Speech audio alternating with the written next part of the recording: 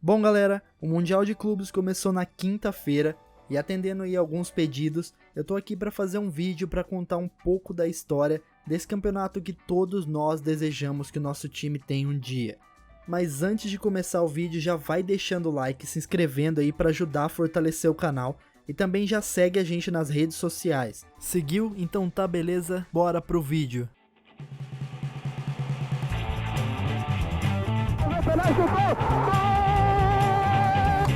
Bateu, acabou! E o futebol feminino é tudo de vocês! Em 1909, Sir Thomas Lipton, fundador de uma famosa empresa de chá, teve a ideia de criar um torneio mundial, alguma coisa que fosse parecido com uma Copa do Mundo. Então ele criou o troféu Sir Thomas Lipton, mas ele acabou reunindo apenas times da Europa. Décadas depois, quando já existia a Copa do Mundo da FIFA, a primeira tentativa real de um torneio que conseguisse reunir clubes de vários países diferentes foi em 1951, na famosa Copa Rio. Ah, Leonardo, mas você tá falando que 1951 é mundial? Calma galera, deixa eu explicar primeiro. A competição foi criada pela CBD, e no começo, a intenção era trazer as equipes campeãs de todos os países que tinham participado da Copa de 1950. Mas naquela época, a logística ali era muito difícil, era difícil viajar para outros países, então apenas clubes de 6 regiões vieram. Entre eles estavam o Nice da França, Juventus da Itália, Estrela Vermelha da Iugoslávia, Áustria e Viena da Áustria, o Nacional do Uruguai, o Sporting de Portugal e o Palmeiras e Vasco do Brasil. A ideia da CBD era, acima de tudo, manter viva a paixão pelo futebol no país e reerguer a alegria do torcedor depois da dura derrota na Copa do Mundo do ano anterior.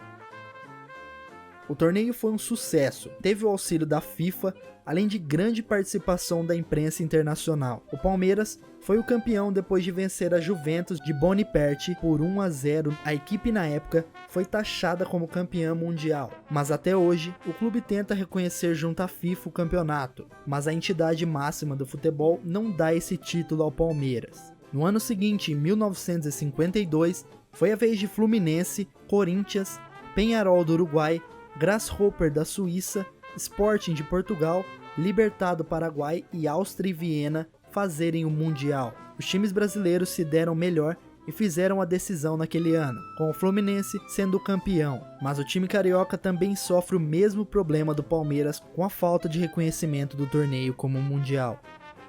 Ainda naquela época, foi realizada na Venezuela uma espécie de mundialito organizada pela Federação Venezuelana. O Real Madrid foi campeão em 1952 e 56, o Milionários e o Corinthians faturaram as duas edições que aconteceram em 1953, o São Paulo venceu em 55 e o Barcelona venceu em 1957. Nos anos 60 e 70 ainda aconteceram algumas edições, mas já sem o brilho da década de 50.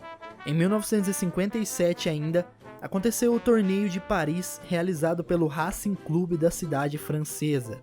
O torneio contava com vários campeões da competição: o Real Madrid, campeão europeu de 56 e 57, o Vasco, campeão carioca de 1956 e o Rot-Weiss Essen, campeão alemão. E o Vasco bateu o Real Madrid por 4-3 na final e causou choque na imprensa europeia. E mostrou também a força do futebol brasileiro, que seria campeão da Copa do Mundo do ano seguinte.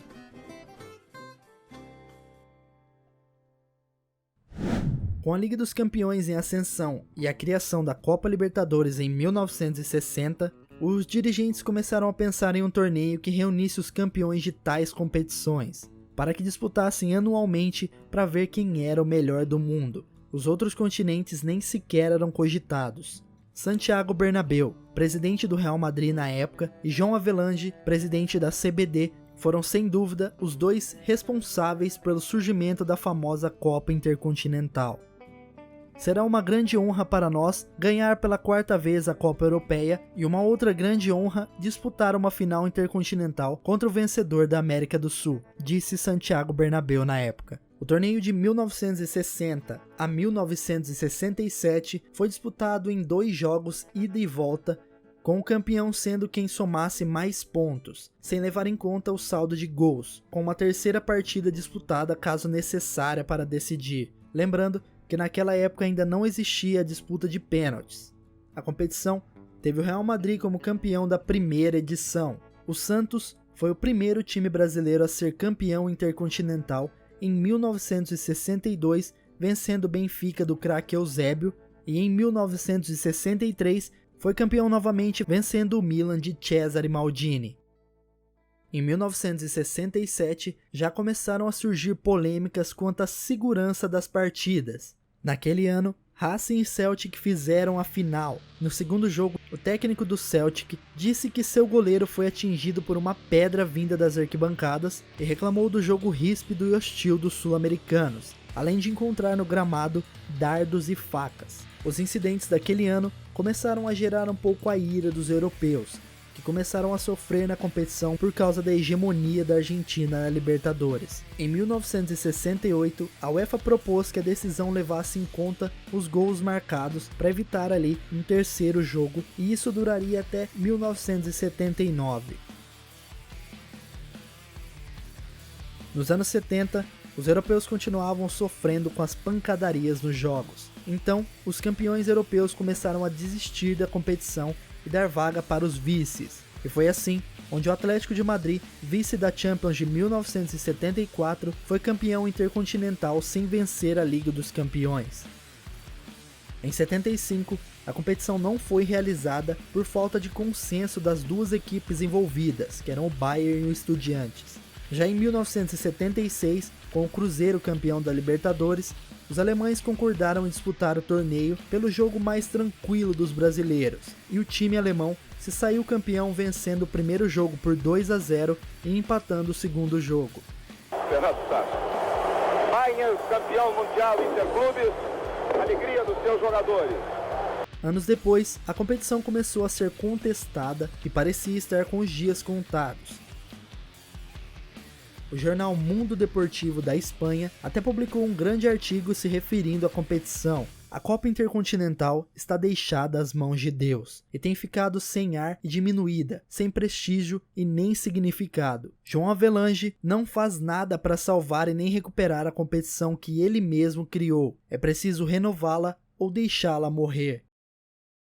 Respirando ali por aparelhos, a Copa Intercontinental recebeu uma injeção de capital e de ânimo da empresa Toyota e também da Associação de Futebol do Japão, que planejava impulsionar o esporte no país. Ali nascia a Copa Toyota. Essas ações tiveram efeito imediato e o Nottingham Forest, campeão europeu, aceitou disputar o torneio, encerrando um jejum de 12 anos sem a participação de clubes britânicos. Mesmo assim, os europeus continuavam desmerecendo o torneio e tratavam o novo formato como amistoso de luxo. Para evitar possíveis boicotes, a UEFA passou a obrigar os campeões europeus a disputarem a competição. A partir disso, a competição começou a ter grandes jogos. Em 1981, o Flamengo de Zico massacrou o Liverpool em 45 minutos e conquistou o título do campeonato. Na frente para Nunes, posição legal. Olha o terceiro gol do Flamengo, bateu pelo meio, bateu.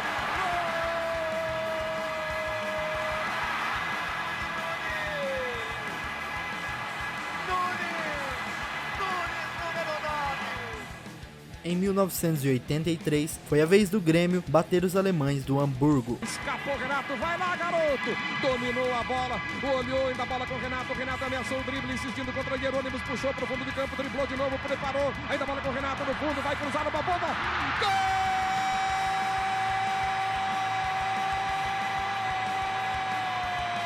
Do Grêmio, Renato, golaço com a marca da impetuosidade de Renato. Em 1992, o São Paulo venceu o Dream Team do Barcelona do treinador Johan Cruyff. Olha o Cruyff. 1-1 na marca dos 33 minutos e 40 segundos. Um grande momento para se fazer um gol numa decisão, hein? 34 faltando 11. Pode bater até um pouquinho mais alto. Olha o Raí. Gol!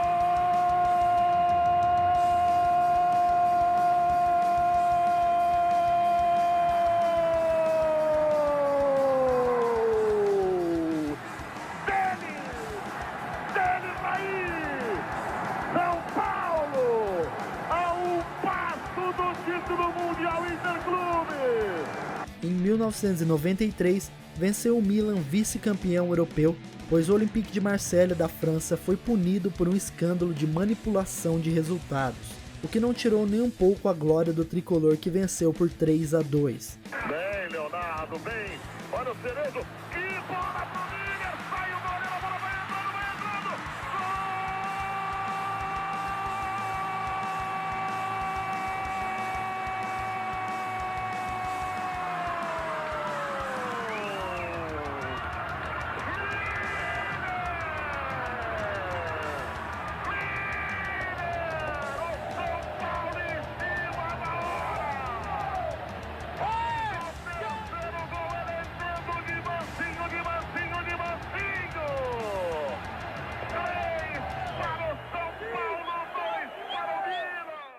Depois da hegemonia sul-americana entre 1992 a 94, os europeus venceram todos os torneios até o Boca faturar a edição de 2000 sobre o Real Madrid.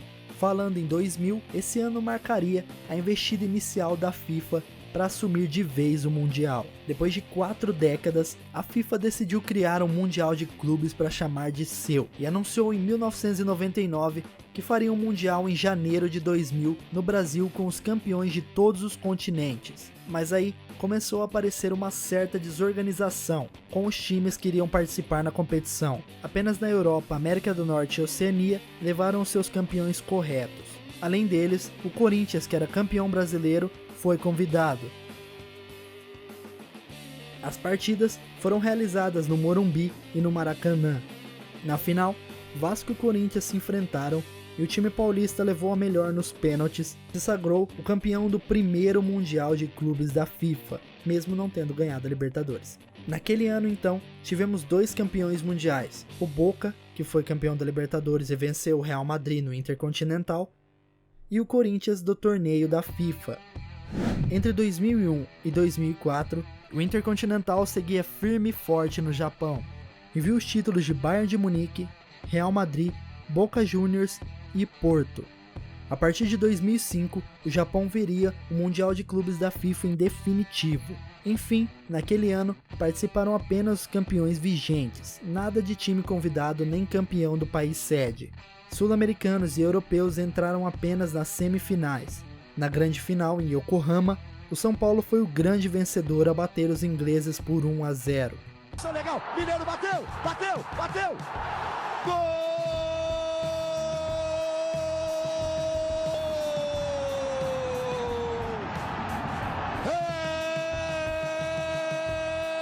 É do São Paulo! Depois daquele ano, o torneio da FIFA chegou para ficar e enfim aposentou a Copa Intercontinental. Em 2006, tivemos mais um brasileiro campeão, dessa vez o Inter, que bateu o poderoso Barcelona de Ronaldinho Gaúcho. Olha o gol, bateu, olha o gol, olha o gol, olha o gol, olha o gol, olha o gol, gol!